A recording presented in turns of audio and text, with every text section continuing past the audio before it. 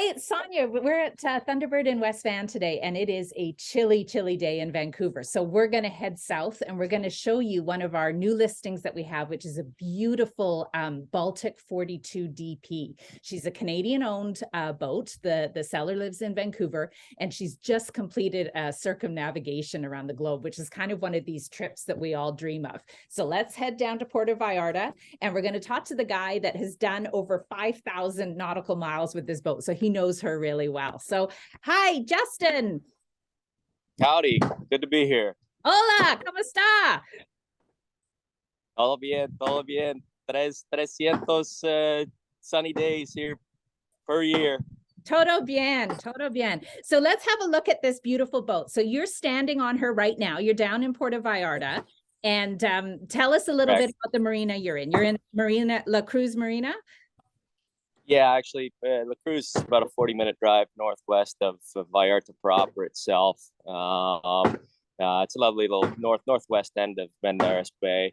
Great little marina here called La Cruz Marina, one of the most recent marinas in the bay here. I guess just 10 plus years old now.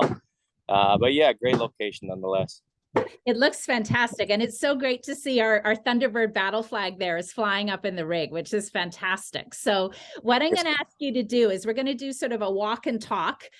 So if you would be so kind, turn your camera around and show us sort of the boat and sort of walk us through what we're looking at.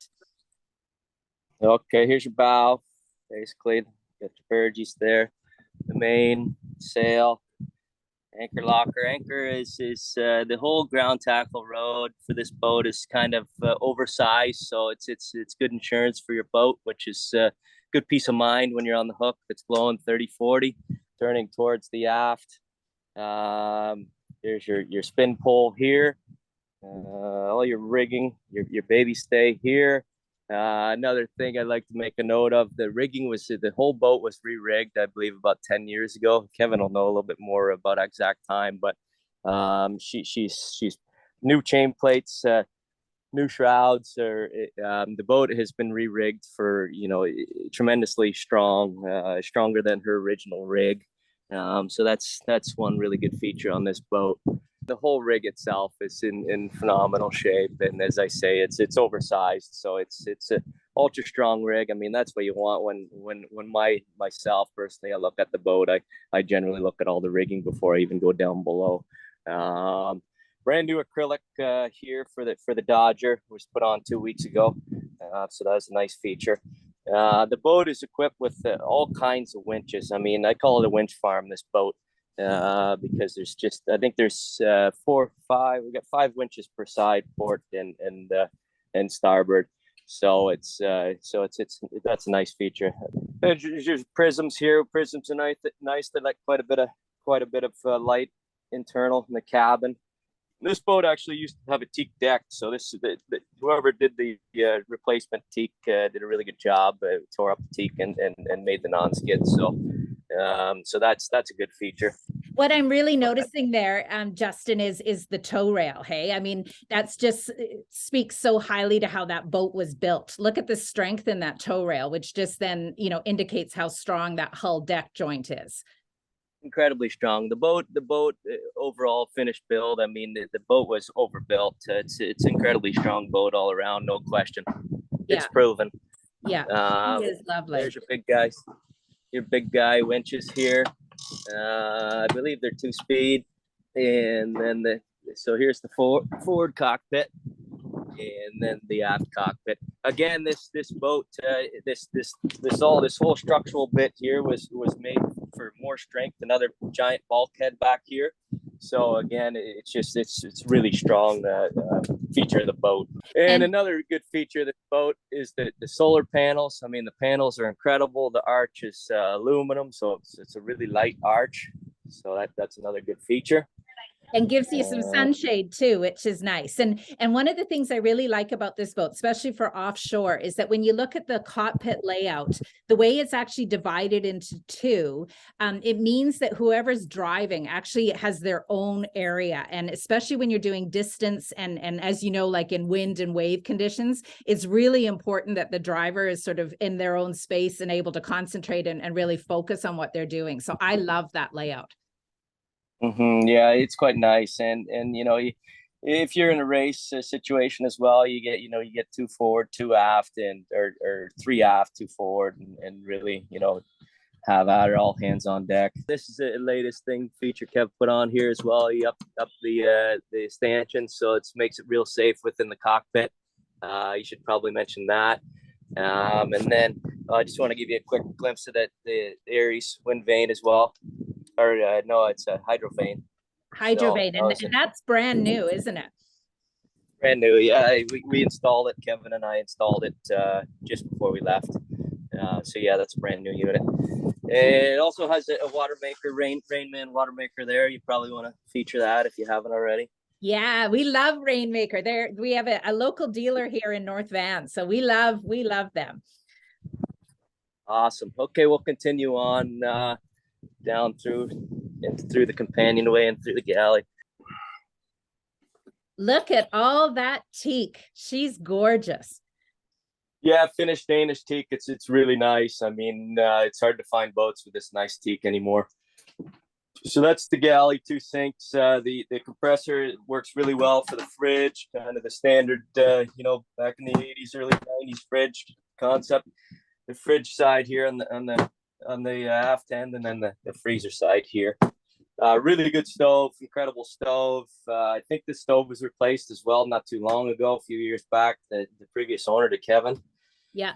And then moving on to the aft cabin, which is really nice for if you got a couple, if you've got, a couple and then a couple young kids. So the couple can stay back here and then the kids can stay in the forward V berth. Again, really, really nice teak. It's really conducive for a small family, this boat. Yeah, that's not just an aft cabin. That's a master cabin. That's the captain's cabin. It's lovely and great ventilation. Hey, with all those opening ports, that's great. Absolutely, opening ports on both port and starboard. It's really well laid out, and it leads into the head. So there's your head there. Brand new toilet as well installed down in South Africa. They put a new head in, so it's a manual head, but it works great. So this is walking through forward.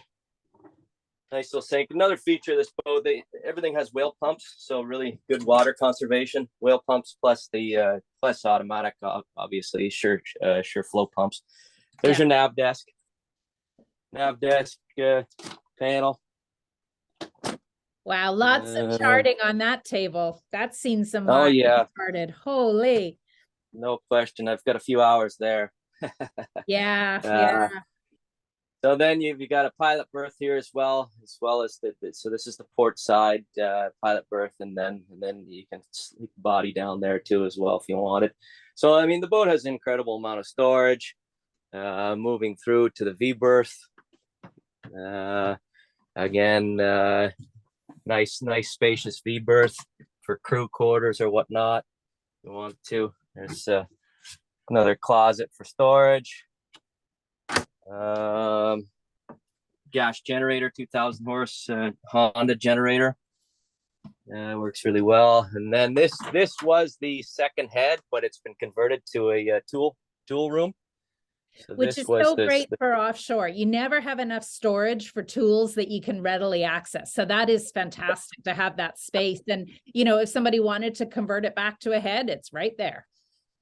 Well, that's it. And the through hulls they still remain. So if they did want to do that, they can go ahead and do that. Let me lift the board here for the bilge. It's a classic kind of IOR style boat. It's the bilge is ultra shallow, but as you can see there, it's very, very clean and dry.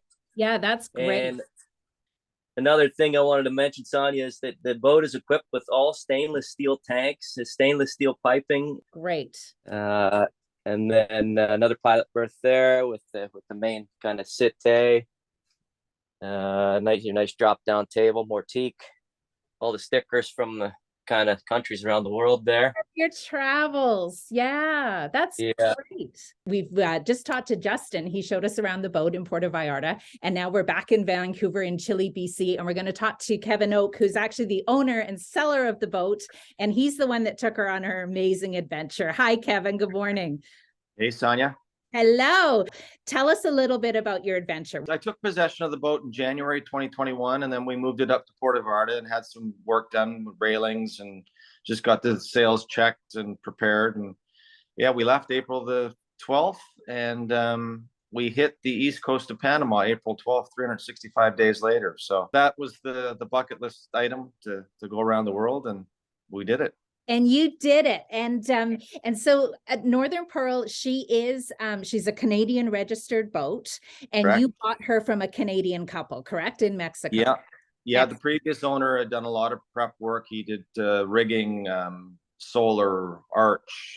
He really had the boat set up nicely. I was fortunate, and at the beginning I thought, why the heck do I need to go to Mexico to buy a boat? But in hindsight, I'm so glad I did, because just the climate in itself was a huge help in getting things prepared for the departure. So yeah, and that trip down the Washington, Oregon coast from Vancouver is ugly. So let the plane do that part, and then land in Mexico, and it's like instant holiday for sure. Yeah, it was it was good, because it was met all kinds of amazing sailors.